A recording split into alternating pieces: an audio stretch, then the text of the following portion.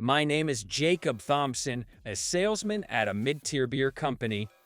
My name, Jacob Thompson, sounds pretty manly, but I haven't quite lived up to it. I've been shy and introverted since my grade school days and was known as Shy Guy even in college. I finally landed a job in this company after failing multiple interviews. I've been a nondescript salaryman for 5 years, without making much progress, and not particularly fond of beer. But even I had my moment of opportunity. For some reason, the head of a company that operates several convenience stores took a liking to me and asked me to handle negotiations. My boss was overjoyed and, in a complete turnabout, began to spur me on. Thompson, the company's fate lies on your shoulders. Time to man up. He patted me on the back and sent me off to the negotiations. The other party has scheduled the negotiations for 8 o'clock in the morning. I was walking down Main Street after navigating through the busy commuting crowd at the station. Waiting for the light to change, I saw a small boy dart out into the crosswalk from the crowd of people waiting on the opposite side. Look out! I instinctively shut my eyes. The screech of brakes echoed around, and a murmur ran through the crowd. I slowly opened my eyes and saw a woman with long hair lying on the ground with the boy in her arms. The car had stopped just in time, inches away from the woman's head. "What the hell are you doing, you idiot?" I heard the driver yell angrily. The boy was crying as he wriggled out of the woman's arms and ran to a woman who seemed to be his mother. But the woman who had saved the boy wouldn't move. As soon as the light turned green, I rushed over to the woman. "Are you all right?" I tried to ask, but I froze. The woman lying in front of me was wearing what we'd call a gang jacket. On the back of the pure white jacket, it said Wild Roses in New York in crimson, and the jacket was torn and tattered. Oh no, getting involved with her could be dangerous. Her face was covered in blood here and there. She must have been beaten up. Isn't there anyone who can help her? I looked around, but everyone was pretending not to see. The signal started flashing, so I hurriedly carried her onto the sidewalk. She let out a groan and faintly opened her eyes. Are you okay?" I hesitantly asked, and she said, "Where's the kid?" in a hoarse voice. "The kid, Bo, the little boy. He's all right. He's with his mom." Good. With that, she closed her eyes again. At that moment, I felt a surge of anger towards myself. I don't know who this woman is, but she's still worried about the boy even in this state. But I've gotten over it, and I called an ambulance on my phone. I took off my jacket and draped it over the woman's shoulders. "Hang in there. An ambulance is on its way." Don't bother. She weakly tried to shake off my hand. I instinctively grabbed her hand. "Just listen to me, please."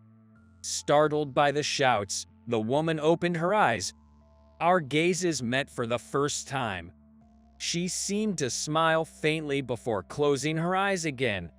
After a while, the sound of an ambulance siren echoed in the distance. I, who had jumped in with her, had completely forgotten about my business meeting because of this completely unexpected event. It was after she was taken into the hospital on a stretcher that I remembered it. I quickly called my client to apologize to the manager in charge. Of course, I explained the situation. "I see. You were helping someone and forgot about our meeting."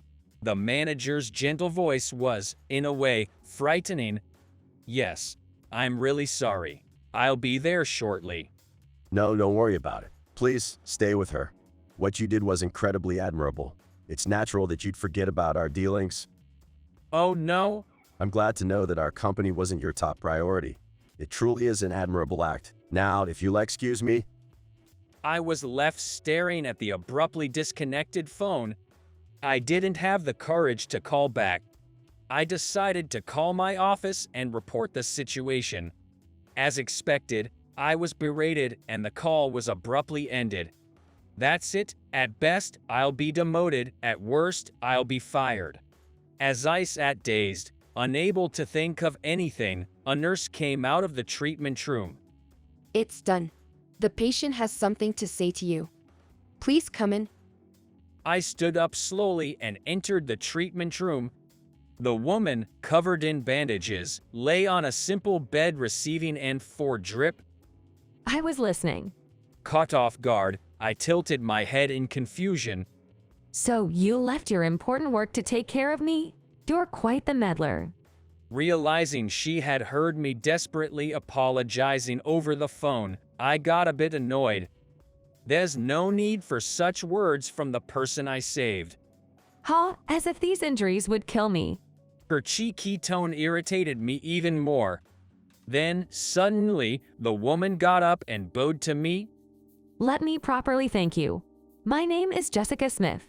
I'm the leader of the Wild Roses in New York. It seems I've caused you quite some trouble. If there's anything I can do, don't hesitate to tell me. The rude attitude she'd shown just moments ago was gone, replaced by a solemn expression. Jessica continued to look at me. Well, you, despite your severe injuries, risked yourself to save a child. That was inspiring. Just call me Jessica. It wasn't a big deal. I just did what anyone would do.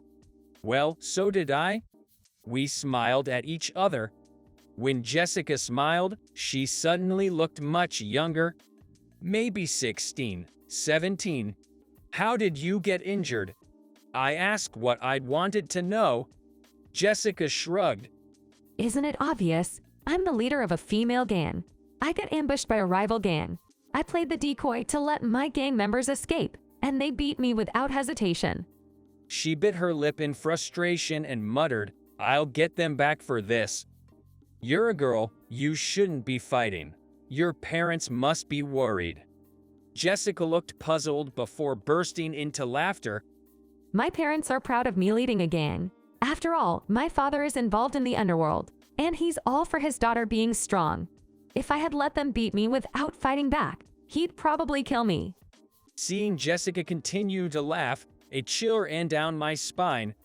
I should avoid getting involved any further.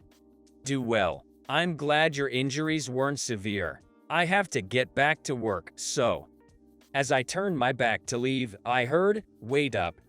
I'll pay you back someday. I'll definitely help you out whenever you're in a tight spot. Give me your business card. I was told so intimidatingly that I couldn't refuse, and I timidly handed over my card. Jessica carefully stored it in her chest pocket. Thanks, Mr. Thompson. I won't forget you. Her smile was dazzlingly beautiful as she said that. Afterwards, I managed to avoid being demoted or fired, but I was given a sinecure position. I've been sent to a department called Document Management, where I spend each day sorting files. It's full of old-timers. I often wonder if a completely different life would have awaited me if I had abandoned Jessica and went straight to the meeting that day, and I shake my head. No matter how many times I replay it, I don't think I could have left Jessica behind. It was the only moment in my life where I gathered up real courage. At least, I want to live my life being proud of that. So, I don't want to regret my current situation. All I can do is to work really hard in the environment I've been given. If things get too unbearable, I can always look for another job. I tell myself that I can at least show that much determination, and I continue to work unenthusiastically. Before I knew it, 3 years had passed in this way. Maybe it's because of my perseverance, but I'm now a team leader. Of course, I'm the team leader of the document management department. Hey, have you heard about this, boss? Mr. Williams, a veteran of the company, placed a coffee on my desk and started talking. our newly launched sparkling wine is in serious trouble, apparently. What do you mean serious trouble? Despite a company-wide effort to promote it, it seems it's not selling well at all. We had a deal to supply a major chain of bars, but they canceled at the last minute. Really? Yes, the sales guys are running around in panic, but it seems to be in vain. Well, it was just bad timing. Mr. Williams nodded and went back to his own desk. By bad timing, he probably meant that our wine was launched at the same time as a new wine named at Women by one of the leading wine manufacturers in the States. Of course, a beer company trying to ride the wave by making wine is bound to fail. Looking back my old days in sales, I turned my eyes back to my paperwork. A little while later, I was called by the head of the sales department. I thought it was some kind of mistake, but I decided to go to the first sales department anyway. The familiar faces all turned to look at me at once. I was taken aback by the intensity of everyone's gaze. What? Did I do something? I left here 3 years ago. I don't think there's anything that I could be reprimanded me for now. Team Leader Thompson, I'm sorry to trouble you by asking you to come all the way here. My former boss, with a beaming smile, patted my shoulder. He seemed different from the man who harshly reprimanded me in front of everyone when I failed in negotiations. No, today we have a customer who really wants to meet you. A customer? I've always thought you were a capable man, and it seems I was right. I'm truly delighted. I almost asked him, what? But I held back. I would love to know when he thought that. Well, come this way. The customer is waiting. He led me to the reception room with the eager manner of an innkeeper, which made me feel a bit creepy. When he knocked on the door, a woman's voice said, "Please come in." "Excuse me," I said, and walked into the room. There was a young woman in a suit sitting on the sofa. When she saw me, she stood up. It's been a while, Mr. Thompson. She said briskly, bowing her head. Who is this woman? I stared at her in thought. At that moment, I had a flashback to events from 3 years ago vividly. Jessica? Yes, you remember me? I'm glad. Her smile was the same as the last one she gave me years ago. With her hair neatly styled in a bun, dressed in a cream-colored suit, Jessica had fully transformed into a mature woman. She is the sales manager at Aegis, a company that owns several clubs here in Manhattan. They are interested in using our newly launched sparkling wine at all of their clubs, said my boss, his face lighting up with excitement. I was still trying to make sense of everything. Surprised, aren't you? Aegis is a company my father runs. I promised to help out once I turned 18, and they've been quite lenient with me. You know what I mean by lenient, right? Jessica said with a mischievous smile.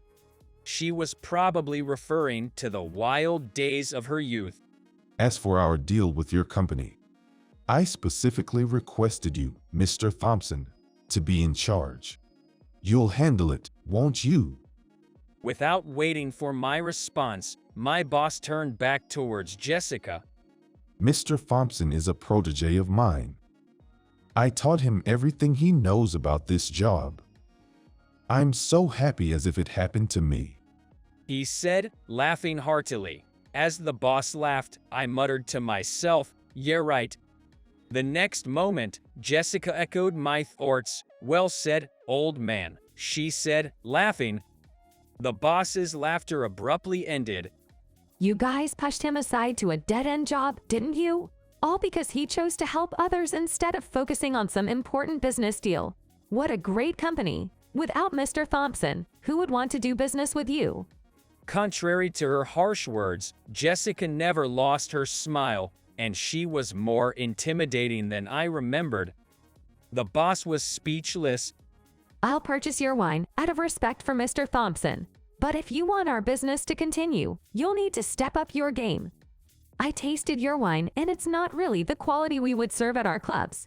First, learn to value good people. Without good employees, there's no way you can do good business. That was an awkward silence. Peeking over, I saw the boss staring at Jessica, looking like he was about to faint. I was holding back laughter. Jessica in her cream suit reminded me of her in her white leather jacket back then. Her poised demeanor was the epitome of a leader. Mr. Thompson, this is my way of repaying you. We're even now. It's your turn to step up, She said, extending her right hand. Without hesitation, I shook her hand. Of course, I'll do my best. It was an honor to help you that day. That experience has brought me to where I am today, I'm looking forward to it. she said. As Jessica and I exchanged handshakes, the sight of the boss trembling was rather comical. After that, I was reinstated as a sales representative, now in charge of handling Aegis. Jessica and her father, the president of the company, were very demanding of me, but it was the challenges that made the work rewarding. If I had thought that they only gave me the job out of pity, I would have become disheartened. But Jessica always treated me as an equal, and that helped me believe in my own abilities. A junior colleague commented, "You've become more of a man lately, Mr. Thompson," which made me laugh. I wondered if I finally grew up as a man. Being around Jessica, I felt myself growing, which made me feel positive. To me, Jessica was more of a man than any other men I knew, who really I admire. When I said that to her, she punched me, though. Seeing Jessica's face, a mix of anger and sulking, I etched that image in my heart as if it were a treasured possession.